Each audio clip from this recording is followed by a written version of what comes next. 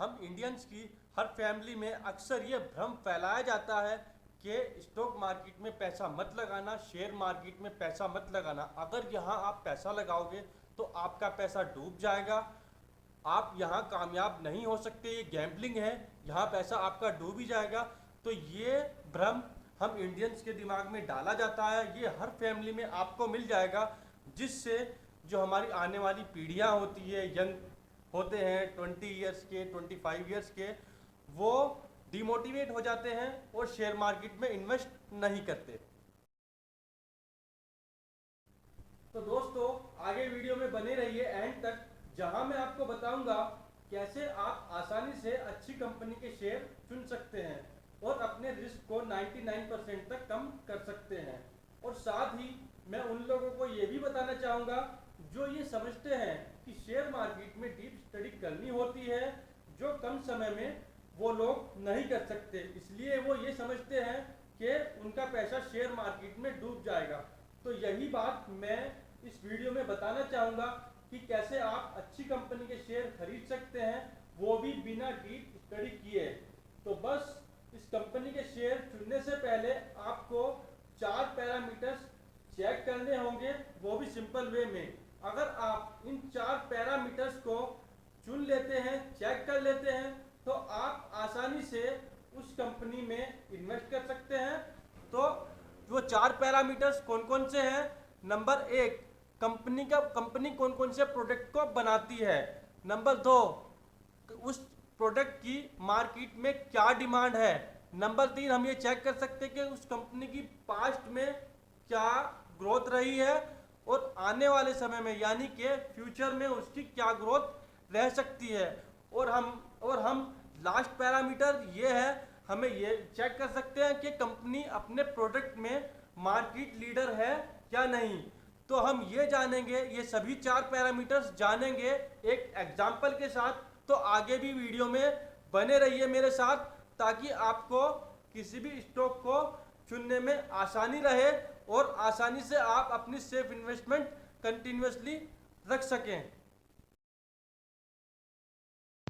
और अब हम इन चारों पैरामीटर से कंपनी को एनालाइज करने की कोशिश करेंगे, जिसके लिए मैंने 2 कंपनी को चुना है। इन दोनों कंपनी को हम एनालाइज करने की कोशिश करेंगे और ये जानने की कोशिश करेंगे क्या लंबे टाइम तक इन कंपनियों में इन्वेस्ट किया जा सकता है जो हमें अच्छा रिटर्न दे सकती है। और साथ में ये जानने की भी कोशिश करेंगे क्या इनमें इन्वेस्ट करना सेफ है और इनमें रिस्क भी बहुत कम है।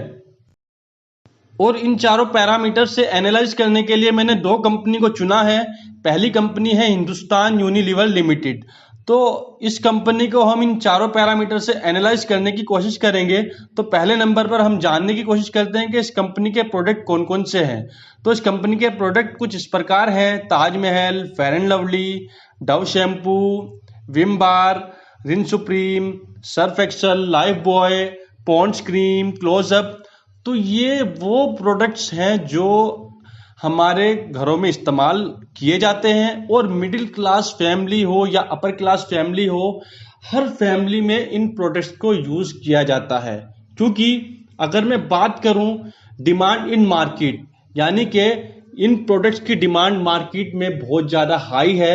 अगर नॉर्मली आप देखोगे हर मिडिल क्लास फैमिली में, हर अपर क्लास फैमिली में इन प्रोडक्ट्स को इस्तेमाल किया जाता है। अगर आप भी अपने किसी फ्रेंड के यहाँ जाते हो या अपने रिलेटिव्स के यहाँ जाते हो या शॉप पर जाते हो, तो सबसे ज़्यादा बिकने वाले प्रोडक्ट जो आपको मिलेंगे हिंदुस्तान यूनिलीवर के ही मिलेंगे, जो मैंने इस वीडियो के माध्यम से रिफ्लेक्ट किए हैं आपके सामने।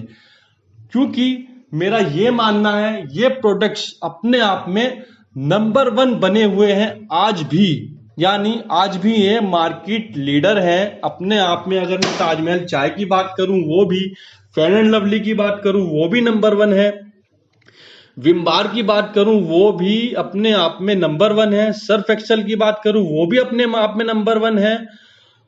तो मेरे हिसाब से ये मार्केट में नंबर 1 है और जिसकी डिमांड अभी भी, अगर मैं सारी और अदर्स कंपनियों से कंपेयर करूं तो इनकी डिमांड्स नंबर 1 पर है, जो हर मिडिल क्लास और अपर क्लास फैमिली में इनके प्रोडक्ट्स मिल जाते हैं।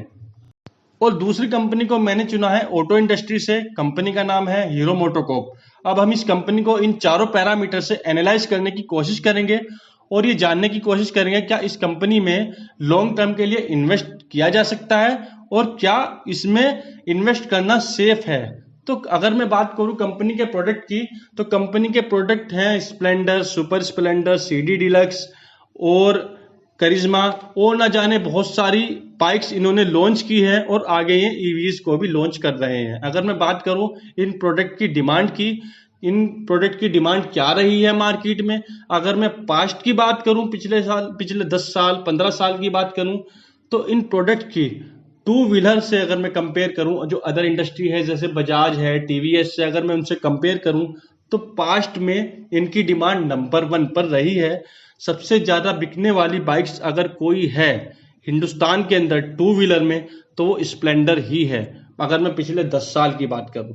और अगर मैं फ्यूचर की बात करूं, तो फ्यूचर में भी मुझे इस कंपनी में अच्छी ग्रोथ नजर आती है और पिछले 15 सालों में ये मार्केट लीडर बनी हुई है। अगर मैं कंपेयर करूं टू व्हीलर ऑटो इंडस्ट्री से, जितनी भी जैसे बजाज है, टीवीएस है या और भी अदर इंडस्ट्रीज है, तो इंडिया के अंदर ये सबसे ज्यादा बिकने वाली bikes Splendor, CD deluxe, hero की ही सबसे ज्यादा बाइक यानी यहाँ इंडिया के अंदर बिकती हैं। और अगर मैं बात करूं इसके माइलेज की, सबसे ज्यादा माइलेज देने वाली भी हीरो की ही बाइक्स होती है, इन्हीं को माना जाता है। अगर आप भी खुद देखेंगे, आप खुद भी जानते हैं मिडिल क्लास फैमिली में या लोअर क्लास फैमिली में सबसे ज्यादा बाइक जो बिकती है या ली जाती है, खरीदी जाती है, वो हीरो की ही रहती है। और अगर मैं बात करूं इसके मेंटेनेंस की, तो इसका मेंटेनेंस भी सबसे कम रहता है अदर ऑटो इंडस्ट्रीज की बाइक से। अगर मैं बजाज से कंपेयर करूं या टीवीएस से कंपेयर करूं, ऐसा नहीं है अगर मैं टीवीएस को से कंपेयर कर रहा हूं, इसको नंबर 1 बता रहा हूं, टीवीएस या बजाज की बाइक्स खराब हैं। मैं ये बताने की कोशिश कर रहा हूं कि ये स्प्लेंडर हो या सीडी डिलक्स हो या ये जितने भी हीरो के प्रोडक्ट्स हैं, ये आज तक नंबर 1 बने हुए हैं, मार्केट लीडर बने हुए हैं और आने वाले समय में भी ये मार्केट लीडर बने रहेंगे। तो इस वीडियो में दोस्तों हमने यही जाना कि कैसे कितनी आसानी से हम किसी भी कंपनी को एनालाइज कर सकते हैं और सेफली इन्वेस्टमेंट कर सकते हैं और अपने रिस्क को बहुत ज़्यादा कम कर सकते हैं। लेकिन अगर मैं बात करूं कि शेयर मार्केट में कितनी कंपनियां लिस्टेड हैं, तो शेयर मार्केट में 5000 से ज़्यादा कंपनियां लिस्टेड हैं। अब दोस्तों आप ये कहोगे 5000 कंपनियों को तो हम एनालाइज नहीं कर सकते, तो मैं आपको कहूंगा आपकी इन्वेस्टमेंट कितनी भी ज़्यादा हो, आप कितना भी पैसा लगाए, अपने पोर्टफोलियो में ज़्यादा से ज़्यादा 10 से 15 या 20 शेयर ही रखिए। और 15 से 20 कंपनियों को एनालाइज करना इतना मुश्किल नहीं है। अगर मैं बात करूं बड़े बड़े प्रोफेशनल्स की, जैसे राकेश झुनझुनवाला हैं और यूएस में यानी कि अमेरिका में वॉरेन बफे हैं, वो भी ये कहते हैं कि अपने पोर्टफोलियो को इतना ज़्यादा कॉम्प्लिकेटेड मत बनाओ, यानी कि उसमें 50-60 कंपनियां आपने भर दी और आपको पता ही नहीं है कि इस कंपनी का कौन सा बिजनेस है, ये क्या करती है। उससे अच्छा है आप अच्छी कंपनी को चुनो जिसका मैनेजमेंट अच्छा हो, जो फंडामेंटली अच्छी हो और जिसकी पास्ट में जिसकी सेल्स अच्छी हुई है और फ्यूचर में भी हमें लगता है कि इसकी सेल्स अच्छी होगी, और जो आम लोगों में जो कंपनी आम हो, जिसको सभी लोग जानते हो, ऐसी कंपनी में हमें इन्वेस्ट करना चाहिए ताकि हमारा इन्वेस्टमेंट सेफ रहे और वहां रिस्क बहुत ज्यादा कम हो जाए। और इसी के साथ वीडियो को यहीं क्लोज करना चाहूंगा। वीडियो अच्छी लगी हो तो लाइक कीजिए, सब्सक्राइब कीजिए, शेयर कीजिए और कमेंट कीजिए।